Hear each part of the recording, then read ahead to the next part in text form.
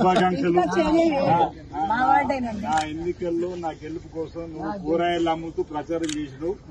దాన్ని దృష్టిలో పెట్టుకోండి, నీకు అండగా నిలబడాలని చెప్పాను అన్నటువంటి సందర్భంలో నీకు కూరగాయలు అమ్ముకోవడానికి పాత అయిపోయింది అన్నది, కొత్తది కాబట్టి నువ్వు కొత్తది కొనిచ్చిన. దీనివల్ల నువ్వు ఉపాధిని పెంపొందించుకో. మనం ఆల్సింగ్ గురించి ప్రచారం చెప్తే బండి అడిగినా ఇచ్చింది. ఎందుకు బండి అడిగింది? బండి మంచి లేదా? నా బండి నాకు బండి కావాలి సగం అంటే సగం మనిషికి ఇస్తాను ఇచ్చింది. ఇప్పుడు ఎట్లా అనిపిస్తుంది? మంచిగా అనిపిస్తుంది. మరి మంచి పని చేసింది అనిపిస్తుంది. దీన్ని ఏం చెప్తాం మరి?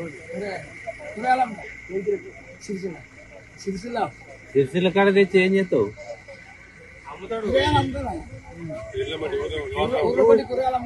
అసలైన తొలి వెలుగు.